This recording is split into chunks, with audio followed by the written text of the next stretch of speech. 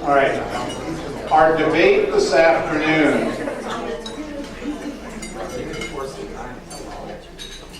is going to be somewhat of a town hall forum. Questions that have been put forward by members here, as well as from our Government Affairs Committee of our chamber.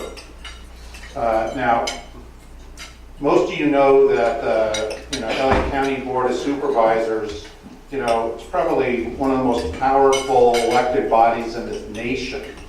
And you think of Los Angeles County with about over 4,000 square miles, 88 cities, 10 million residents. I put it in perspective, more populous than 42 different states individually. The board is in charge of implementing almost all federal, state, and county programs within Los Angeles County, including food stamps and Affordable Care Act. So that should get your attention. Its decisions affect, obviously, public health, social services, welfare, education, law enforcement, our jails, emergency response, environmental protection, housing, and other aspects of life. This district here has been served for the last 20 years or so by Zev Yaroslavsky, and now due to term limits, he and Gloria Molina are the first two that were subject to that, and they'll now be in play maximum of 3 4-year terms with term limits now in place. That was adopted in 2002. Our panel today, which everybody should know, there are 8 candidates on the ballot. You will see on your June ballot. The 4 you have in front of you are individuals that have held public office within this county. They include, in alphabetical order, West Hollywood Councilman John Duran, former state senator and assemblywoman Sheila Kuehl, former city councilman and mayor of Santa Monica Bobby Shriver, and former mayor of Malibu Carol Connolly. Is it you? Pamela, excuse me. You see your name in front of you. No, just look at that. Sorry. All right, so you have 4 candidates in front of you. They're going to start. You have, first of all, in front of each of you, you have a booklet with a little short summary of each of the candidates, so they don't have to spend their time teaching you some of the basics about each person, assuming you don't know who these people are, and you can read that at your leisure. Each candidate will start with 2 minutes as an introduction, and then we'll get into almost like a lightning round of questions. Hopefully we can get in a number of questions with 1-minute answers per candidate. Those questions will be asked by Bert Vogash and Curtis Hacker. They'll alternate, and Adrian Castillo will be our timekeeper over there. You see the clock on the screen over there. So without further ado, we will start with and then we'll have 2-minute closings after. So we will start with our 2-minute openings. Pamela, why don't you take it away from here? Can I stand up so I can see those people? Sure, if you'd like. Otherwise you can't see me. Not that it matters, it's just the LA Times reporter over there. Good morning, thank you for being here. I wanted to just tell you who I am. I'm a progressive, fiscally conservative, family-driven candidate. I like to challenge the system. I want to bring innovation and reform to LA County. I served 8 years on the Malibu City Council, and what did we do? Well, we had a AAA credit rating, like my 2 sister city candidates here. We also had a healthy reserve. We built and got our first city hall at the same time. We built Legacy Park. We renovated our library, which is the reason why I started to run in the first place. And we also acquired Bluffs Parks for playing fields for the kids. So what have I done in the last couple of years? Well, LA County last year wanted to put down a water fee Do you guys, does anyone remember that? Raise your hands. Did you get the thing in the mail? Okay, so it was gonna be a water fee that they were gonna start charging you. I thought it was a tax. So last year, I went and testified that they need to be honest. And if you want to tax people, then you have to put it for a vote and not call it a fee. What else did I do? Well, last week, Zev Yaroslavsky drafted a local coastal program, and it prohibited an outright prohibition on agriculture in the Santa Monica Mountains. I wrote a letter to him. He called and yelled at me. I did not support an outright ban on agriculture, and unfortunately, as our Ms. Young said, California is known for wine, but not now, not in the Santa Monica Mountains, because it's been banned by the government as of last Thursday. So if I am working for you, I will do my best to be open to both sides, to honor private property rights while at the same time balancing governmental interests, and I think we need more of that. If you read the LA Times today, the hot sauce, did anyone read this article? This company, who had a lot of employees, is leaving. Why? Because the Irwindale City Council, what did they do? They just passed last Wednesday a public nuisance ordinance, and we're going to kick them out. So we need to, if I get elected, I want to work with you and stop this kind of stuff from happening.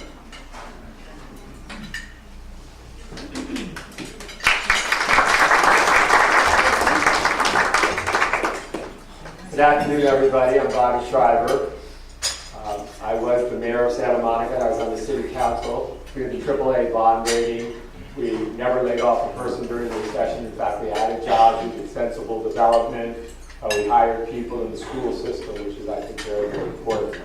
Before I ran for office in Santa Monica, I was here in the private sector and in what I would call the nonprofit sector, where I met Heifer International, doing a lot of work in Africa. I formed several organizations. One is called one.org.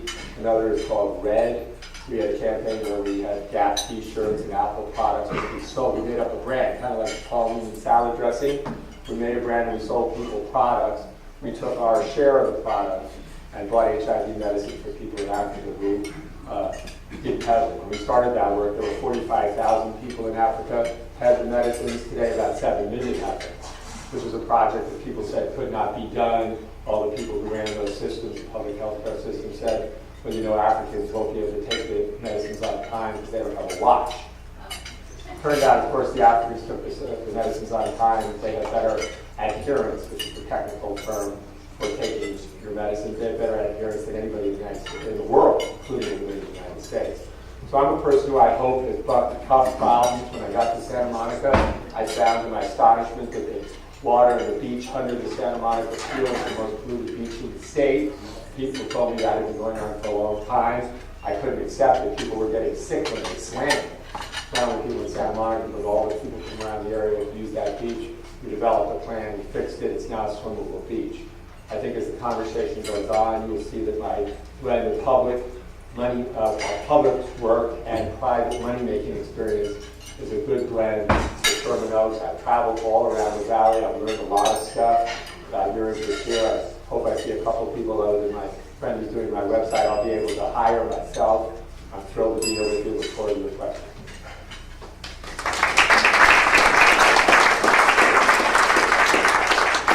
Hi, I'm going to stand here among my colleagues. I'm Sheila Kuehl, and as you heard from the good doctor, I was the assembly member and the state senator representing this area in the state government for 14 years total. And the interesting thing, my three colleagues who have served on city councils, part-time city councils, in 3 of the cities that I actually represented, among many others in state government.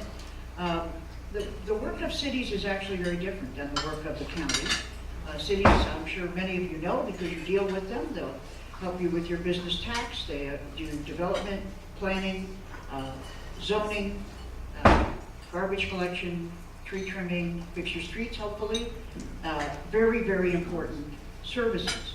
What the county does really is it's ordered to carry out, as the good doctor said, the programs and the budget of the state and federal government.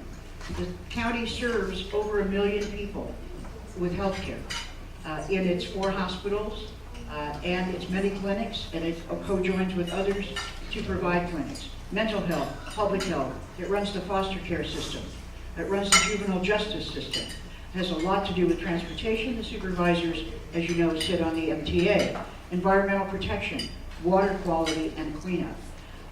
When I was in the state government, I chaired the Health and Human Services Committee, learned a great deal about these issues, which I would like to bring to my service in the county. I also chaired the Natural Resources and Water Committee. We're the only state, because of a bill that I carried in the country, that has paid family leave, the only state that has a hospital safety system because of nurse-to-patient staffing ratios, and about 170 other bills, which I'll hopefully get to talk to you about. I'm very pleased to be here today, and thank you for the invitation.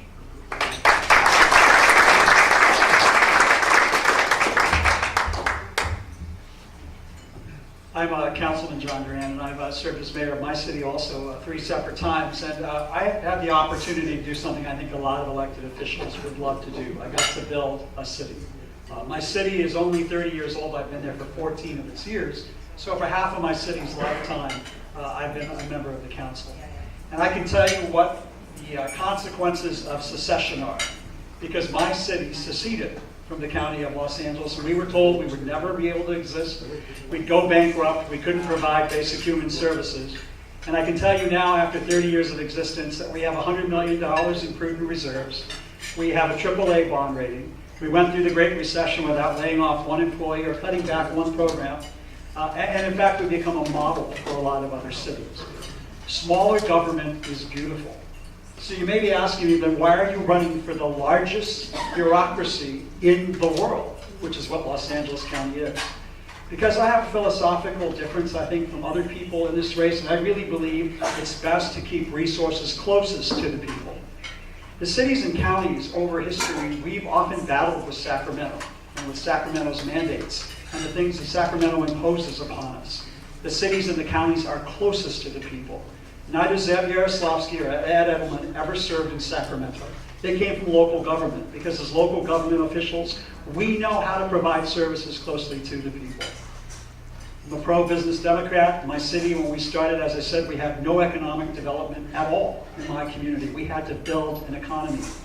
And we ended up contracting out social services. Why? Because initially, we didn't have a workforce to provide social services to our residents. So we had to contract out to the private sector and to the nonprofits in our community. And what that led to is the fact that today we are not saddled or burdened with incredible pensions or incredible benefits, which is why we have $100 million in reserves. Those are the sort of programs and ideas I would take to Los Angeles County if elected as your supervisor. Thank you. I want to thank all our candidates for being really very prompt in their answers, and look forward to hearing answers to the questions from the people here and from our committee. So that said, our first question will be read by a member of our Government Affairs Committee and Board Member Curtis Haggard. Okay. Question number 1. What do you think the county should do for children from birth to age 5 that we are not doing currently? And we can start at either end, or however you'd like to do it. You can draw straws. So why don't, John, why don't you start at that end? First of all, I think from ages 0 to 5, that's primarily a function of family and not a function of government, but that's, again, just a basic belief that I have. But having said that, I think it's important to realize that there are often children that are neglected in Los Angeles County, and we've really seen this highlighted in the current events around the Department of Children and Family Services and the neglect that's occurred in the entire foster care system. The CEO of the county, Mr. Fujioka, just came out with the idea of adding 1,000 more county workers. And again, I think that's just the wrong direction to do this. I think it's better, instead of adding more government workers to the payrolls of the County of Los Angeles, that we look at contracting with the nonprofits who can also deliver these sort of services. 0 from 5 is also important to have healthy families, whether it's inoculations and vaccinations. Head Start is very important for early child development. These are all the sort of issues that I think are important, but they're primarily federal issues. I think, again, the county's role should be somewhat limited, and we should instead empower those nonprofits that deliver those services best. Well, I have great respect for my colleagues at the table, but I disagree with what Mr. Duran said, primarily because the county is responsible for Head Start programs, for one thing. They either run them directly themselves or primarily contract with other programs, sometimes in churches, sometimes in nonprofits, to run those programs. There's county money in many of the early childhood services.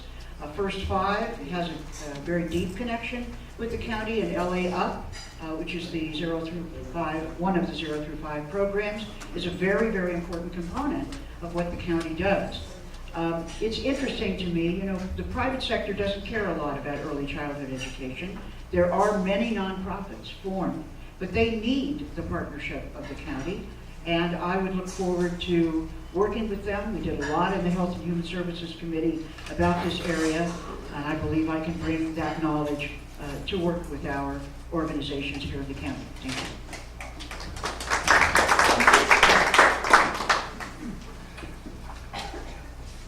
One of the most important things that county can do is follow the recommendations of the Blue Ribbon Commission that have just published on the foster care system. Excuse me. The number one idea in there, and it's a simple and good one, I think, is to make one person responsible. When you've got a lot of different people responsible for an outcome, it's very hard to hold anybody accountable and really to know what's happening. That's an innovation that should be pursued, I think. Second one is we should move to something called performance-based contracting for these services. Right now, the way the money flows is people get paid as long as they continue to give service. If people go out of the foster care system and get adopted, they don't get paid anymore. The reverse should be true. So you should get paid as people get better. It's a little bit the way the healthcare system is moving now, slowly, but we hope it will get there, where you pay for a result rather than the delivery of services. There are matters like that within the, I think Sheila's right, the vast system that currently exists in the county that can be significantly improved, and that's what I want to work on.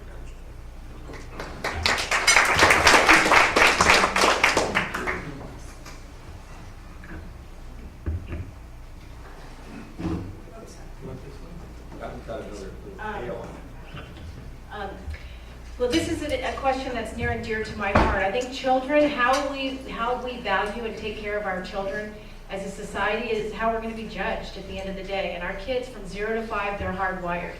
What happened to me was I wasn't given the opportunity. I worked for the union.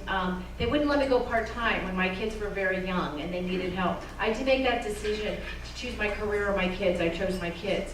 LA County is one of the largest employers in Los Angeles. We have 100,000 people. We need to have flexible work schedules so mothers and fathers who want to be with their kids from 0 to 5 to do that. So we can lead the way in that way. And I want us to be a leader in innovation to show what can be done. We have to take care of those foster care kids. And the Blue Ribbon Task Force report that just came out, these are the kids that are the most critical, have the most critical issues, or 0 to 5. So we need to implement those suggestions as soon as possible. And most importantly, we need to take care of them because that's our future and we have to do our job. Question the aspect of Bogash. Okay. We have a question from the audience that is particularly relevant, I think, to us in Sherman Oaks. As a business owner here, I can attest to that. What can be done to help film production in Los Angeles, knowing that fewer and fewer films are being produced in Los Angeles? I'll go first. I wrote an article on this in 2001 when I was in-house for the Screen Actors Guild, and under the Monitor report, not only do we lose production, there's a trickle-down economic effect. It affects all of us. It's bad for Los Angeles to lose that. What we need to do is have a champion for the entertainment industry. I will be that for you. I worked in-house for the Directors Guild as well, and I think it's time that we be innovative. We have to reduce the red tape and bureaucratic nightmares that happens in a lot of production. We have to go to Sacramento and we have to convince them that we need to put money back. We need to compete with Louisiana. We need to compete with Georgia because they are the #1 producers right now of television movies. This is not acceptable. This has to be moved up to one of the top priorities, and if I'm elected to serve you, it will be. You need to also work with Eric Garcetti. He's done a great job working with Zephyrin and appointing him to help usher that business back, but we need to be proactive and get the productions back in LA where it should be.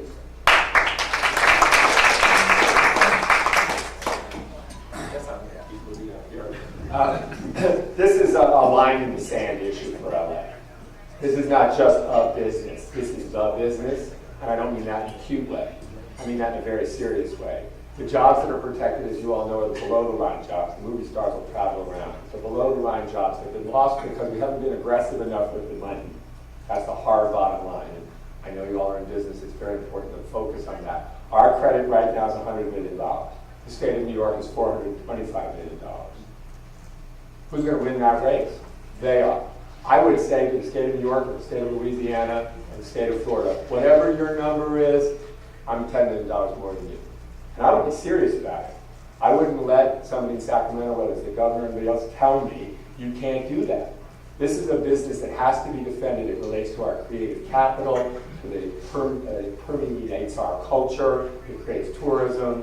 It's absolutely essential that we find that money in Sacramento, we deploy it, and that people take us very seriously when we say we will not let this business, we will not be Detroit. We will not wake up one morning and find that this business has left town.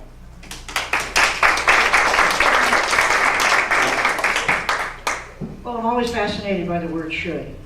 People say we should do this and we should do that. But I actually carried the very first Film California bill, first two bills, that created the tax credit in California for those who are doing films, commercials, and music videos to be able to access it. The issue for the supervisors really is threefold. One is, how can we convince the people in state government to put more money into that tax credit bill? Because $100 million sounds like a drop in the bucket, but the problem with tax credits is they're dollar for dollar in terms of what you spend. So it's essentially investing your tax money into a movie. The second thing is we must drastically lower the cost of filming on county facilities and in county facilities, charge way too much. The third thing is it's not just film that we need to keep here, it's the new creative industries to make a welcoming area for them, and I think the San Fernando Valley actually is going to get the bulk of those new businesses. I would work with you on that. Thank you. On your list. John. I had an iconic store in my city called Sunset, the Tower Records store on Sunset Boulevard, which closed down after many years in operation. What killed Tower Records? iTunes killed Tower Records. What's killing this industry now is the internet and the new technologies that exist. Post-production is no longer done in studios. Studios at one time harnessed both capital and labor into a common place to produce movies and television. Today, production and post-production is being done at laptops and computer bays. The entire industry has changed, and Los Angeles has not. We've got to accept the fact that the days of the studios are over, and that we should be encouraging new innovation in this area, working with the community colleges to make sure that our workers have the proper training for this. Because at the end of the day, nobody's going to be able to save the industry. The studio heads are always going to look for the bottom line. We have people investing from India, Brazil, and China into film production. And the only thing Los Angeles has that no other state has, or other city has, is the cachet that it is Los Angeles. And that's what should be marketed and branded.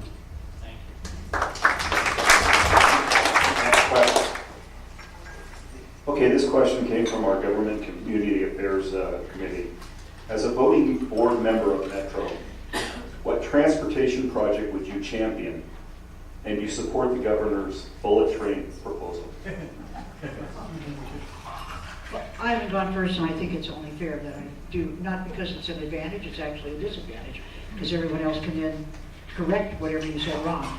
I am very supportive, and have said this in many arenas, of the building of a train, a light rail, through the Sepulveda Pass. We must connect the San Fernando Valley to the airport through West Los Angeles to the Purple Line, which is going to come to the VA. The second thing is the Northeast Valley doesn't really have a north-south corridor train. I believe that's a big priority. No one cares about your district but yourself. And the whole San Fernando Valley is in the 3rd Supervisorial District. And I've represented a big chunk of it before. We tried to widen the 101, didn't quite work. We could probably work on that again, but I think light rail is really the key. And on the MTA, that's what I would work to secure. The problem with, of course, ideas like that is how do you pay for them? If you were to build the connection between the supposed pass between the Valley and LAX, it would eat up every available transit dollar in Los Angeles. So there's never going to be enough funding to do what it is that people have dreams about doing. There has to be public-private partnership. There has to be a partnership between private sector funding and public governments in order to get any of these things done. It's great to throw these ideas out, but at the end of the day, unless you have the ability to pay for them, it's not going to happen the next 20 to 30 to 40 years. A lot of the issues around public transit in Los Angeles, too, revolve around parking. The most difficult part about taking the subway for me, when I get onto the Hollywood and Highland stop, it takes me 20 minutes to go down and down and down and find a parking spot to even get on a train. Los Angeles people are used to using valet parking. We're constructing a robo-garage in my city. It's the second one on the West Coast where people bring their cars into the robo-garage and cars get automatically parked. You can't solve mass transit unless you connect the parking issue to it, as Los Angeles is in transit on this issue.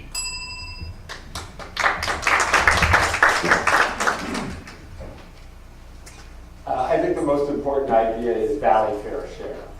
A lot of things have been done by the Measure R funding. Not enough has been done here. There are proposals out to pass the new Measure R, the son of Measure R. The most important thing in negotiating on those proposals is making sure that specific projects here in the Valley are called out in there and constructed soon. Number one, policy point. Number two, there are simpler things to be done now. One thing we did in Santa Monica that was wildly successful, if I do say so myself, was to give free bus passes to all the kids at Santa Monica Community College. This took a tremendous amount of cars off the street in that part of town, reduced the demand for parking at the college. I was out at CSUN the other day, and the president told me she had been unable to make that deal with Metro, that they could have a free bus pass for those 40,000 people who come in and out of there every day. That's a deal that should be made in the near term.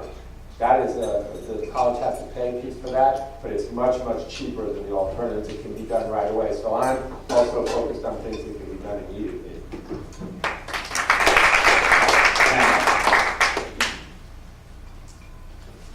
This is a huge issue. I want to read something from you for you.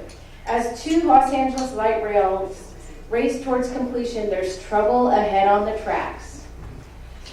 Unless train car production, which is being done in Japan now, it's being moved over here, can be significantly increased, there won't be enough train cars at the current time to even, once we have these rails built, to deliver the results. So I think what we need to do is, first step is to admit we have a problem. Okay, the voters passed this initiative in 2008 and it's not being implemented correctly. Why are we going to be short 50 rails? We've got to look at that, we've got to correct the problem and change course. When we're making a mistake, we have to be the first ones to admit we're making a mistake. And if before we get another Measure R passed again, we need to be honest with our voters and we need to come clean and say, look, we got to do this differently because it didn't work in the past and we got to change course and get on a new track to success.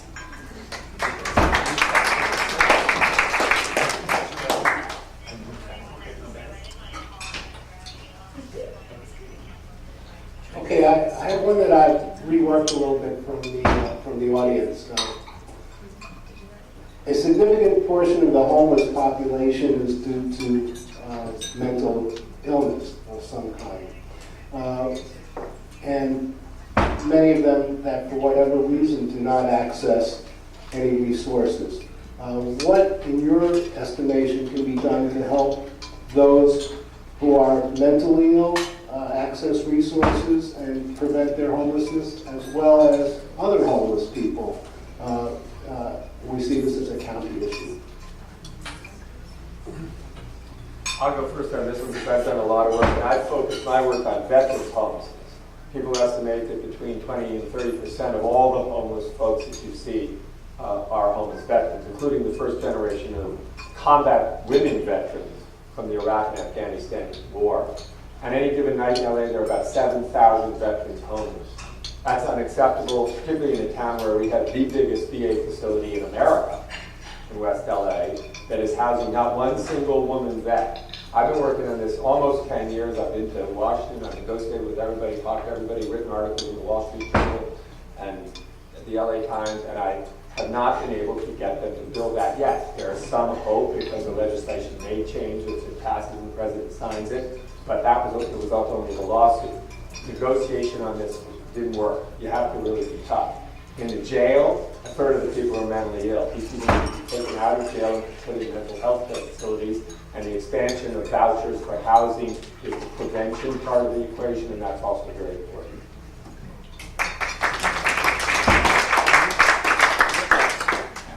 Oh, sure. I've said this many times, but the first thing I do when I'm elected to serve you is consult with Bobby Schreiber on this issue because he is an expert and he's lived it for 10 years and I commend you on that. The next thing I do is look at this from a macro issue. It's an economic issue because homelessness results be when people don't have a good enough job where they're getting paid enough to be able to live in a house. I have a story of a teacher who has been working for 10 years. She's homeless now. She lives with her sister because she couldn't afford the rent increases. So we have to look at this to expand economic opportunities in Los Angeles, to give people good paying jobs, to let employers be able to afford that so we can reduce some of the bureaucracies, the new taxes. We have to take a bigger look at this in the macro issue to address it in the micro area. And I agree with what Bobby said about vouchers. LA needs to be proactive. And I think by looking at this as a community, we can resolve it because it's not going to happen overnight. We're going to get rid of homelessness or mental health issues. We have to just keep going at it. So if I'm elected, I'll do that for you.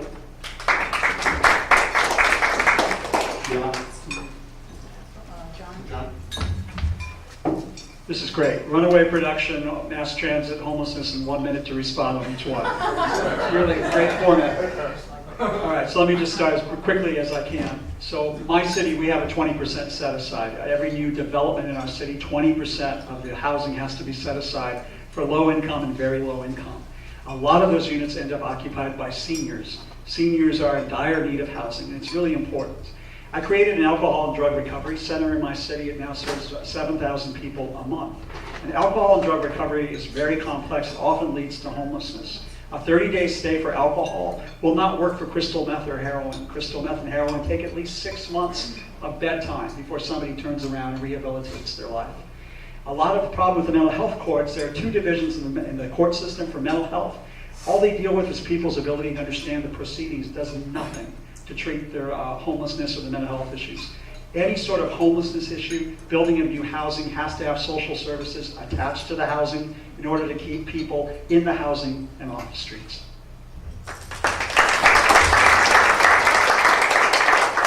Well, I do commend Bobby's efforts with the VA, but as he told you, after 10 years, they don't have any new units at the VA. The question is, what will local government do? I chaired the board of the Ocean Park Community Center for several years, served on it for almost 20 years. It provides all the homeless services on the west side. And what we learned was many veterans, but many who were not veterans, women with families, need to be placed. There's really 2 significant kinds of homeless populations. Those who are chronically homeless, they've been homeless for a year, they need wraparound services and permanent housing, not just shelter. There's thousands of new units being built and utilized. I want to increase that. The second are the newly homeless. They need rapid rehousing.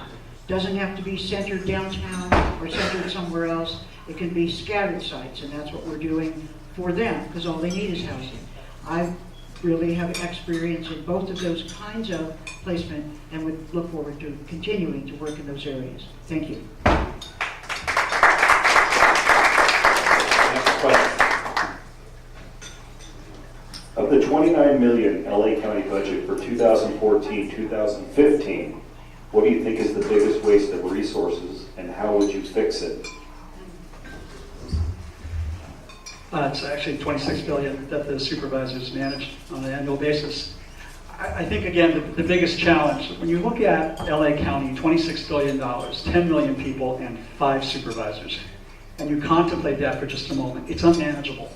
It's unmanageable. So I think that a lot of the waste occurs when the county tries to serve a one blanket approach to any social problem, any transit problem, any economic development problem, one size fits all. The monies should be placed back down to the cities, the 88 cities in the county, and down to the nonprofit organizations in the community. I think as supervisor, my basic philosophical difference with the current supervisors would be, rather than always thinking that LA County can solve everyone's problems in the County of Los Angeles, how do we use those existing resources that are already in place? City councils, city governments, nonprofits, churches, synagogues, empower them with the $25 billion. They'll get the work done, they'll get it done a lot more efficiently, rather than being wasted in the inefficiencies of the largest bureaucracy in the world. You know, the problem is the county can't say, not my job. The state and the federal government says you have to provide mental health services, you have to provide health care, you have to take care of the foster kids. The greatest waste of money is overlap and duplication, in my opinion. There are many silos in the county, different departments. The Blue Ribbon Commission just said there are 5 different departments that serve and work with foster kids. They don't even talk to each other, between health, the family services, etc.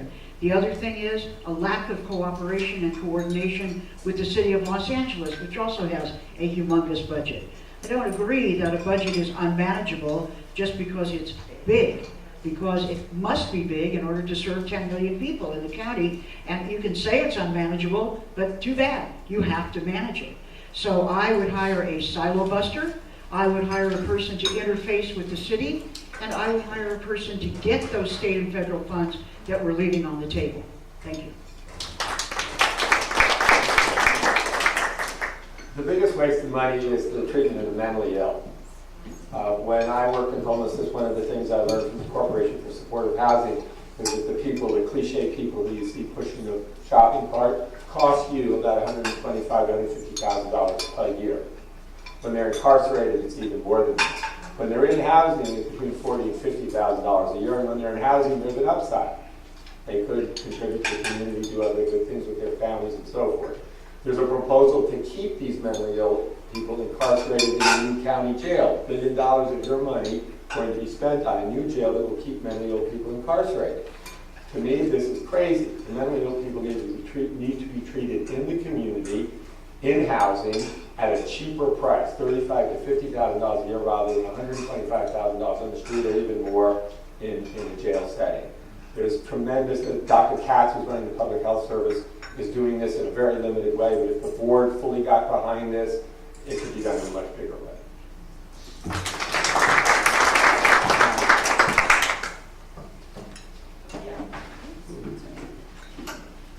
Yeah, the budget. Let's talk about some of the best practices.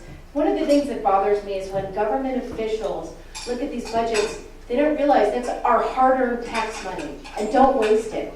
What drove me crazy as I was combing through the 25 billion, 26 or so budget, is they did a best practices, they did a computer program that the employees' computers would program to turn off because they weren't turning the computers off at night, so it saved us $400,000. That's wrong, okay?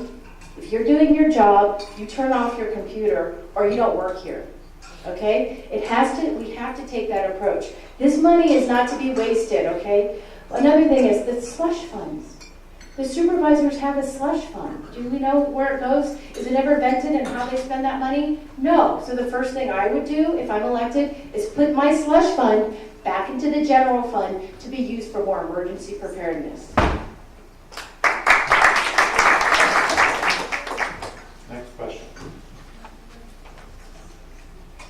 Well, we dovetail to the other side of that coin and say with the improving economy, Los Angeles County is expected to benefit with increased revenues. What would be your priorities for apportioning these additional funds?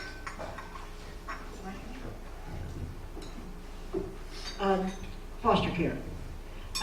Although the money coming in cannot, in many cases, be used for foster care, some of it can.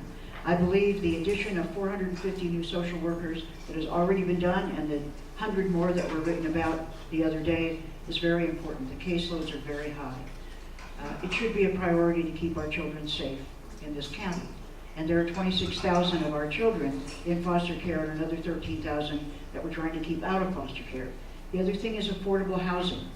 It was to the detriment of the cities that the redevelopment agencies were closed, but in a way to the benefit of the county, because the county gets its own share of the redevelopment, what they call boomerang funds.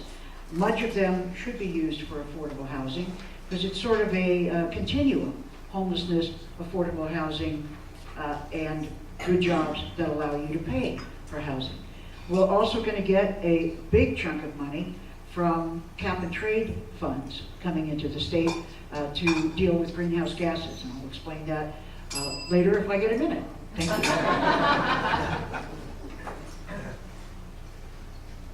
Mark, It doesn't matter. whoever. Okay. Go ahead, jumping on back and forth. Okay.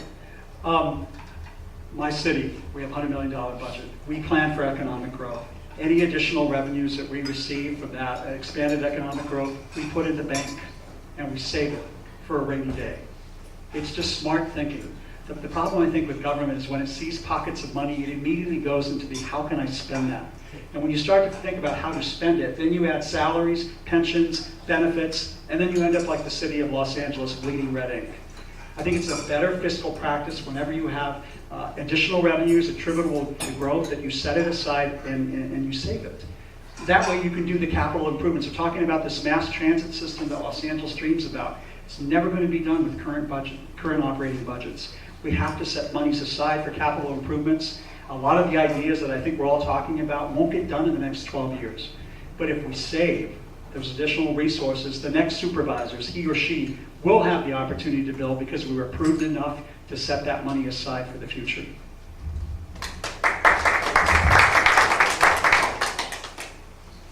Like John, I think I'm a little bit of a fiscal conservative. The county has significant unfunded liabilities in both its pension system and, most importantly, its retiree health care system, which is completely uncapitalized now. It represents a very, very big deficit. That needs to come out in the collective bargaining process, but there has to be some forward-looking way of financing that. That's a way of saving. It's also a way of making good on promises that have already been made. I completely agree emotionally with Sheila's comment about the foster care system. I think there are already slots in the budget for those foster care workers. We're now looking at a ratio, by the way, of 40 to 1. She says high ratios. The actual ratios can be as high as 40 to 1. The best practice in our country is 15 to 1. So imagine if you're driving around in your car, you have 40 clients, but they're all over the place. Imagine you're a teacher, you have 40 kids in one room. It's tough enough. But if you're driving around in difficult situations, that's a significant, significant problem. Those people need to be hired. Some of the adjustments need to be made in the criteria for hiring them. But I think we should save the money.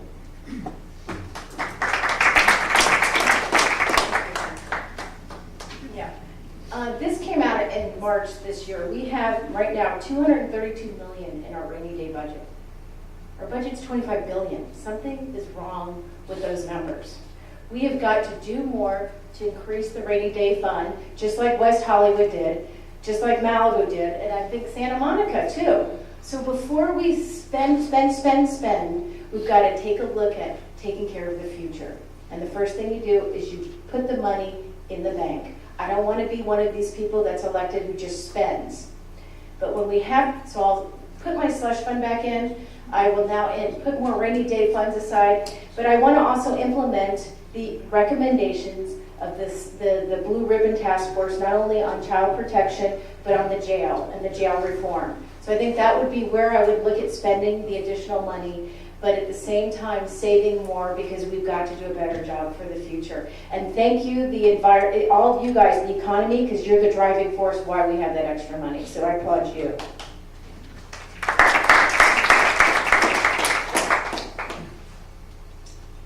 Okay, we've all heard about the Sheriff's Department's problems and issues this past year. How would you, as a supervisor, exert oversight to prevent further problems?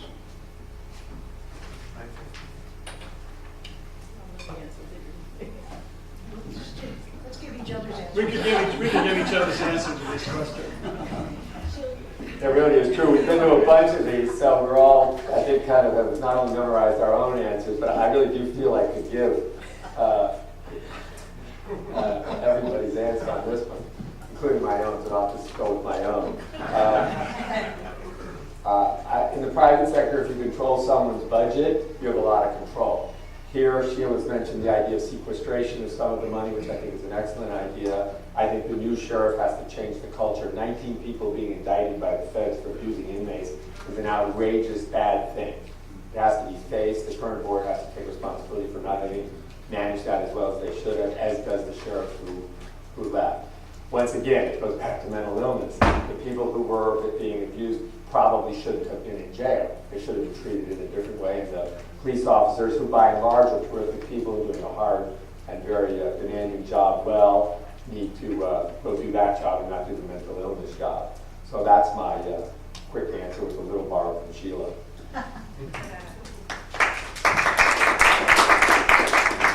I'm going to read something from you from the report of the Citizens Jail Violence, which was issued in 2012. For nearly 2 decades, respected oversight groups, experts, and advocates have identified a broad range of troubling issues that go to the core of the department's culture, management, and operation of its jails.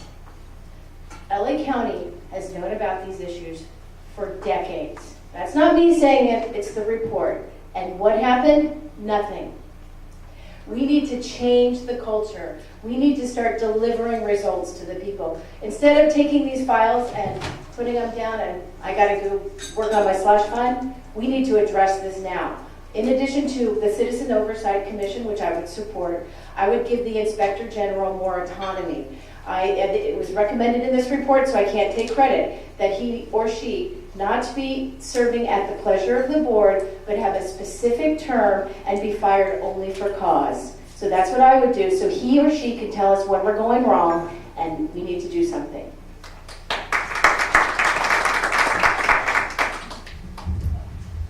Yes to the Citizen Oversight Committee. My day job for the last 25 years, I've worked in the criminal justice system, so none of this is new to me. One of the biggest problems is the way in which sheriff deputies are trained. They start in the academy. Their first assignment is the jails. They learn about the military style that the sheriff deputies use in the jails, and then they take it out into the streets of Los Angeles County. And that entire system has got to be rethought. Those deputies that want to serve in the jail should serve in the jails, and those that want to be part of the community should serve in the community. And the two functions should be separated. Currently, because of the state mandates, the governor pushing prisoners down through realignment onto the county systems, your misdemeanors today will serve 10% of their time. It is not a deterrent to crime, and we all suffer on public safety issues because of the fact that our system is overburdened. A great chunk of those cases are alcohol and drug cases. The money that's currently being used to house alcoholics and addicts in the county jail should be reallocated into substance abuse programs where they can better receive rehabilitation and save the jails for the serious and the violent felons instead.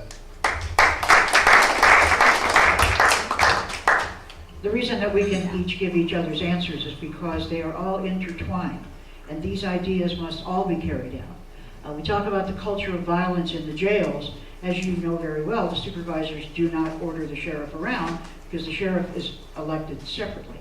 So you have to do what the supervisors can do.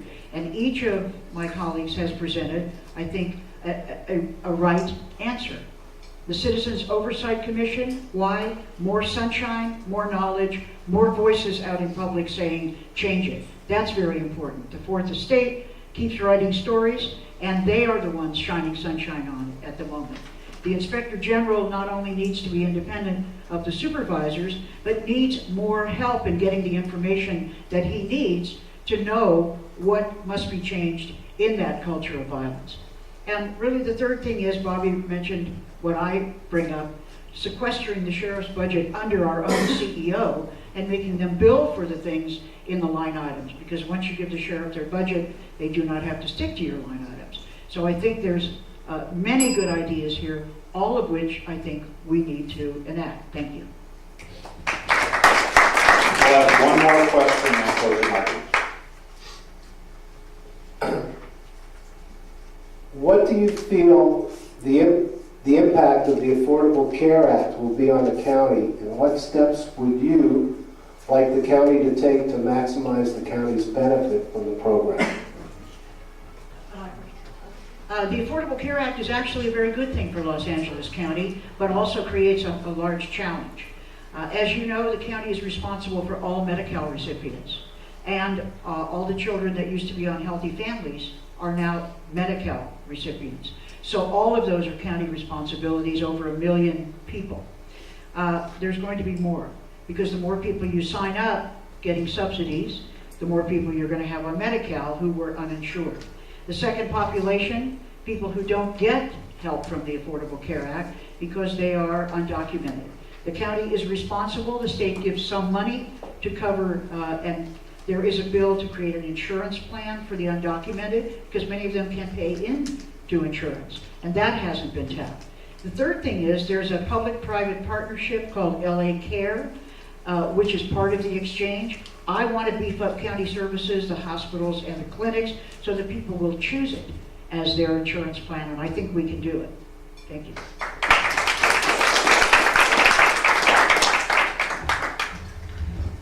When I was a brand new lawyer 25 years ago, I was one of the attorneys on the front lines of the AIDS epidemic. And I have to tell you that watching what happened in the county system, the entire system failed us in the midst of that epidemic.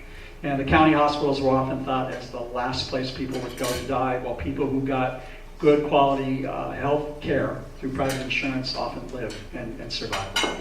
And so I think given all the changes that are going on now that we have more than 1 million people here in the state of California participating in the Affordable Care Act, that the county systems have got to compete with the private sector. And that can be done by hiring top-notch doctors, top-notch administrators. The county systems can compete for those dollars, for those vouchers, so that they don't become just a place for the poor or the undocumented, but instead become players in a system that's constantly evolving, even today.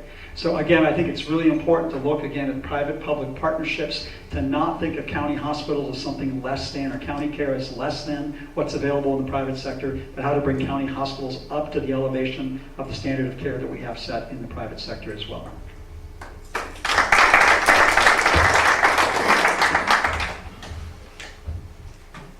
First, I'm going to read from something, the just transmittal letter from the Department of Health Services, which says the two major features of the ACA that will have the most significant effect on the DHS are, number one, like Sheila said, patient choice, and number two, the payment based on capitation or bundled payments rather than expenses. DHS must be successful in addressing these features or could face huge financial shortfalls and or closures of its facilities. We need to be proactive with this issue. We need to partner with not government. We need to partner with healthcare providers who are going to make us be able to compete, because I'm sorry, love the government, but it's not good enough for the people in Los Angeles. We need something better. We need to partner like we did with the Martin Luther King Hospital with providers that are going to be more creative, less bureaucratic, and we need to keep the patients and increase the care that they get at our facilities and make our facilities the number one choice. So you have a waiting list. That's my goal. We have a waiting list to go to the county facilities.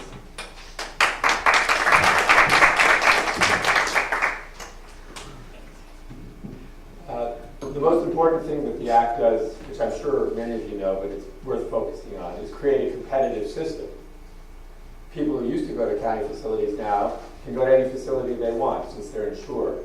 The county has to hold on to those patients, because even though everything Sheila says is true about the Medi-Cal patients, the system will go broke without some insured patients. That's a hard fact. So the culture of the county healthcare delivery system has to move to a customer-friendly one that people want to choose. That's why I'm very excited that Dr. Katz, Mitch Katz, is running the system. One of the things I learned in the private sector, and you all know as entrepreneurs, is who's in charge, the actual manager of a particular project, whether it's a contractor or a film festival, is a really, really important thing. You need to be able to hire an excellent person. And the good news for us is that we have an excellent person managing that competitive transition. That's as important a thing as the supervisors do, I think, is picking the people to run these very large departments.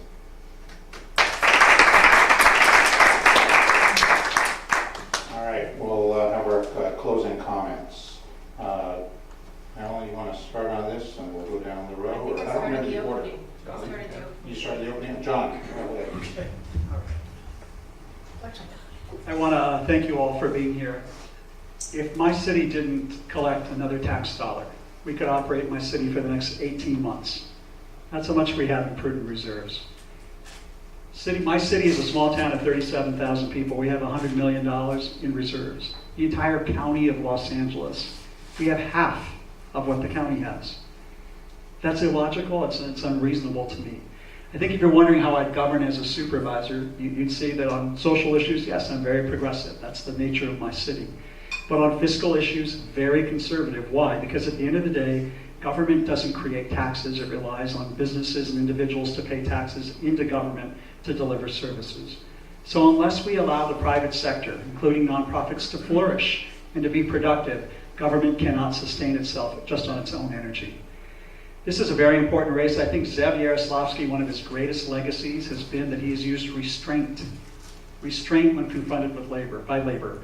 Restraint when confronted with the demands for additional programs. He's had to say no to friends. And I certainly have that experience over the last 14 years of having to say no to people in order to maintain a healthy fiscal presence in my community. Why? Because at the end of the day, during the Great Recession in 2008, while Los Angeles was bleeding red inks with potholes popping up everywhere, my city was building libraries and parking structures and parks and expanding social services during the greatest recession to hit our country. That's the kind of supervisor I would be if I'm sent to the Board of Supervisors. I got into this late. I'm not self-funding my own campaign, and I'm not relying on very large checks from individuals or unions, but I managed to put together $250,000 by just going out there with the relationships I've acquired over the years in smaller checks and getting people behind this campaign because they've seen how I've governed, they know what I do, and they know what I would do if I was sent to replace Zev Yaroslavsky. So I hope to have your vote on June the 3rd. Thank you.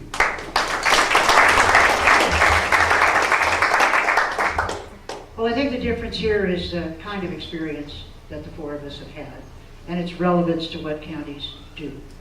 As I said at the beginning, I think my experience with the healthcare system, with mental health, with the foster care system, with transportation, with water, with environmental protection, with the arts and protection of the arts, which we actually haven't talked about, is very relevant here. The other thing is, there is a role for government. And many people say government shouldn't do this and government shouldn't do that. And yet, if we rely on nonprofits, is there a nonprofit here that does not have a government grant?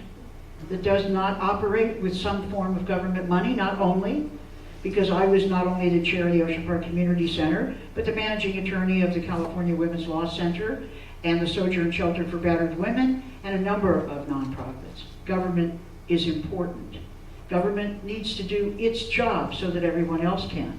How many construction jobs are we going to create by the transportation expansion we're using in this county?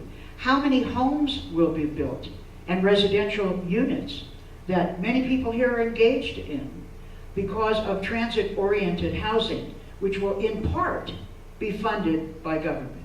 What the county does is a very important part of driving the economy of this entire sector.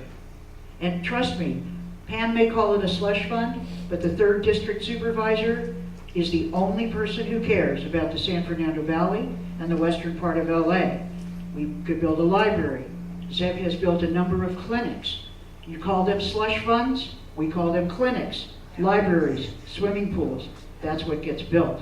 That's what I want to work on. Thank you very much.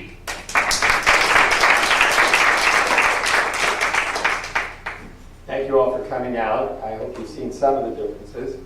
One of the principal ones, I think, is the concept that Sheila just alluded to, her experience at the state level.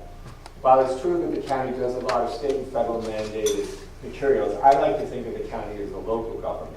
I like to think of myself working for you, coming up with results at the local level, listening to your policy ideas, and trying to implement them for you. That's the experience I had in Santa Monica. That's not what I think her conception is. I also disagree with her that the 3rd District Supervisor is the only person who cares about the valley. You all have very good city council members here, and you also have very good state assembly members here. Some of whom, by the way, are on the MTA board voting for your interests. So one of the most important things, I think, is to not say, I'm the only one who cares about you, but to say, I'm going to work with the people who you have elected, Tom, Lavonge, others who you may elect, to work on these matters, both with the representatives in Sacramento and the representatives in the Los Angeles City Council. 80% of this district is the city of Los Angeles. So we better treat the people on the city council as our colleagues and friends and people who also care about the valley. Third thing I want to tell you is I've been a problem solver my whole life. I solved problems for my mom, who ran a nonprofit without a dime of government money, the Special Olympics. I raised her $100 million by going into the record business. I made Christmas records, even though I had no experience in making Christmas records. I made $100 million in cash. In the RED campaign, I have a red phone here, this is a red watch. We made $250 million in cash for HIV in Africa by selling products. I had no experience in doing that either, but I figured out how to do it. I got a team together, and we made it happen. That's what I did in local government here. That's what I want to do for you in the county. I want to bring that level of creativity, energy, and innovation to a local government agency. Thank you for coming out.